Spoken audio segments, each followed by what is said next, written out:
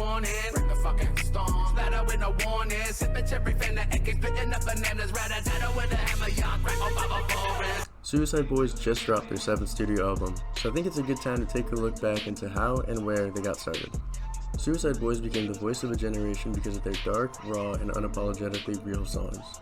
But as the fan base exploded and fame set in, something changed. This is the rise and reckoning of the Suicide Boys.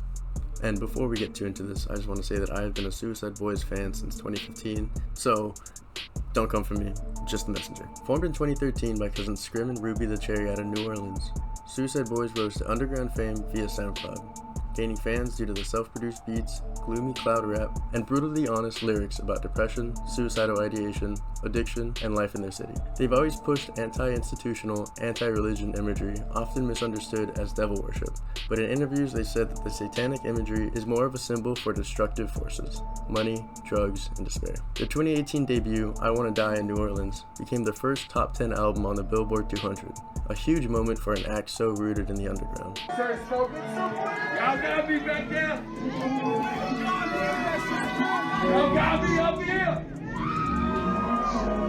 In those early days, fans were the beat of the whole operation. One Reddit user put it simply: they try to keep ticket prices affordable, charging $10 to $30 a show with a 3-band lineup on average. But as they got bigger, grade A tours, album chart success, and high-profile opening spots meant more cost per ticket. Their show shifted scale and fans began pushing back, hard. In 2023, fans on Reddit expressed real frustration. I've seen Suicide Boys in 2016 at a warehouse in LA. Tickets were like $20. Feel bad for those new age fans, lol. Currently, tickets for Grade A 2025 in LA will run you $124 for a single ticket, $470 for GA floor, and for some reason this section is going for $1,490. I'm not sure why, but that price is a 7,350% increase since their 2016 days. So how did we get to this point? Before becoming one half of Suicide Boys, Ruby the Cherry was known as, Aristos? Petru? How the fuck do I say that again? Aristos Petru.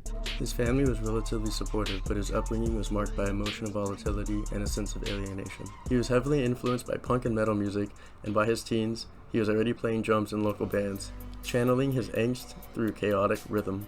Scott, aka Scrim, came from a very different background. Born into a more troubled household, Scrim was surrounded by addiction from an early age. His father struggled with alcoholism, and poverty was a constant. He turned to music not as a hobby, but as a lifeline. Despite their different paths, the two cousins were bonded by one thing: a fuck-it, last-ditch effort to make it in life. Growing up in post-Katrina New Orleans wasn't easy. The city was crumbling. Drug use, depression, and hopelessness were rampant. For Aristos Petru. For Ruby and Scrim, life felt like a dead end. The only escape was music or death. The Suicide Boys story starts in 2013 when they made a blood oath. If they didn't make it in music by the time they were 30, they'd end their lives. We were going to give ourselves till 30 years old, and if we didn't make anything crack off by then, we were going to kill ourselves. We cut our hands and shook our hands and made a blood oath that that's what we're going to do. And I'm 35 now, he's 36, so obviously. So we made it. They weren't chasing fame. They were trying to survive. That desperation fueled their early work, a raw blend of southern hip-hop, horrorcore, and Memphis funk, drenched in suicidal ideation and self-loathing. That's probably not something to laugh at. Let me redo that. A raw blend of southern hip-hop, horrorcore, and Memphis funk, drenched in suicidal ideation and self-loathing. Yeah, that fits the tone. They sampled old 3-6 Mafia tapes, like a lot of 3-6 Mafia tapes, mixed distorted 808s with lo-fi grit, and laid bare their darkest thoughts, ultimately creating sounds that was unlike anything else at the time. At first, no one cared. They uploaded to SoundCloud and YouTube with zero expectations, but slowly, the underground began to take notice.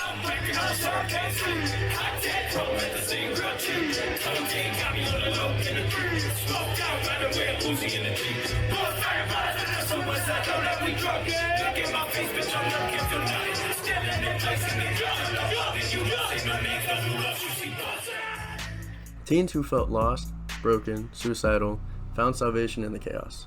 Most of the time, literal chaos.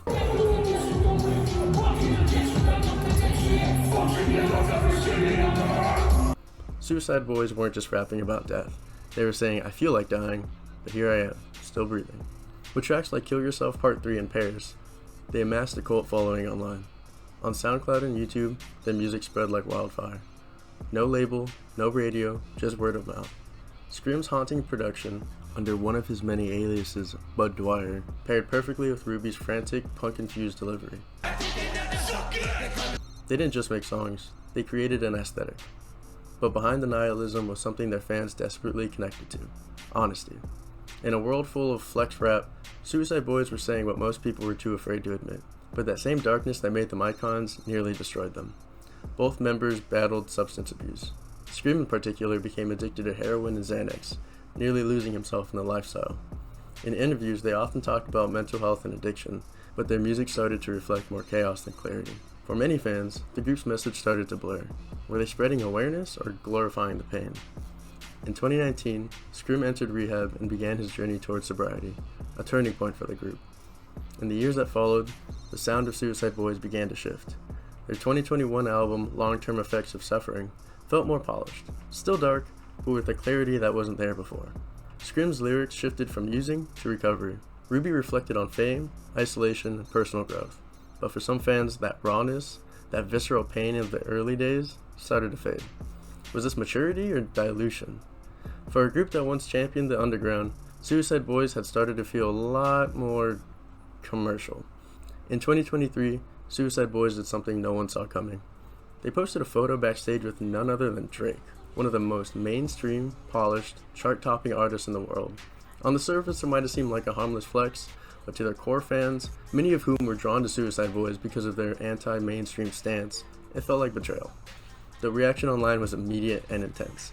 Fans flooded comment sections accusing the duo of selling out, abandoning their underground roots, and cozying up to the very industry they once seemed to reject. Drake? Yes! Often seen as the embodiment of the music industry machine, and at the time in the middle of a rap beef with Kendrick about allegations, stood in stark contrast to the emotionally raw ethos of the early Suicide Boys. But the controversy didn't stop with the photo. Shortly after the backlash, Scream responded on social media, and his message was anything but apologetic. Had grown-ass people taking time out of their lives, writing a whole fucking paragraph and a thesis about why we shouldn't be taking pictures with a certain somebody. You're a fucking weirdo. You're a fucking loser. You're a fucking cocksucker. And if anybody got the nerve to hate on me and this motherfucker who built something out of nothing, we come from the motherfucking dirt. At that point, bro, you just a motherfucking hater, and I hope you go home and you let your mama know that she raised a bitch. I hope you're in here. I hope you paid like $5 grand for a ticket. And I hope you hear me loud and clear, motherfucker. You can suck our motherfucking dick. On one side, fans who felt let down, who believed Suicide Boys stood against the industry, but not in its VIP lounge. On the other, those who defended the duo's growth, saying the hate just proved how gatekept and toxic underground fandoms can be. And honestly, both sides had a point. To longtime fans, that photo wasn't just a picture. It was a mirror, reflecting how far the group had come and how far they've drifted from what they once were.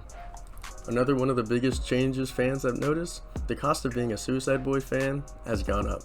Some fans have reported total prices after fees pushing around $200 for nosebleeds, which I actually paid for. Here's a video of it. It was a good concert. You know, it was a little far. It was a good Ski Mask was there. It was cool. It was a fun concert.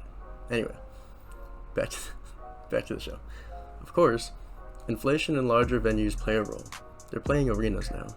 But the question many longtime fans are asking is, when did this become about profit over pain? Suicide Boys used to be about hating the system. Now they're charging system level prices. And then there's the merch. The group runs most of their apparel through G59 Records' official store and occasional collabs with streetwear labels like FTP or Revenge. But in recent years, fans have pointed out that many of the designs feel recycled, using similar fonts, logos, or washed out motives, like inverted crosses, skulls, barbed wire, and sad boy aesthetics. Some shirts from 2024 look nearly identical to those released in 2021, just recolored or slightly rearranged. So what happened? It's likely a mix of factors. Bigger management. As Suicide Boys grew, so did their team. With arena tours, merchandise lines, and multi-year contracts, there's pressure to monetize every part. Their merch strategy mirrors brands like Supreme. Low stock, limited runs, high prices. It builds hype, but leaves fans broke. Some defend the pricing, saying, these guys were broke, addicted, and suicidal 10 years ago. Let them eat. But others argue that they're alienating the exact fans who lifted them up. As they moved from underground legends to mainstream festival headliners, some accuse them of abandoning the very values that made them unique. They're not the same group they were in 2014, but maybe that's a good thing. The Suicide Boys saga isn't just about music. It's about pain, it's about growth, and it's about the struggle to find meaning in a world that often feels empty. Their rise was meteoric. Their fall, maybe just a transformation. At the end of the day, Suicide Boys are no longer the faceless SoundCloud legends recording in their mother's shack, or whatever this is. This is where it all started. That's the studio, aka the shed. They're a brand, an industry. And while some fans understand the evolution, others are left wondering, was this the plan all along, or did the fame consume them?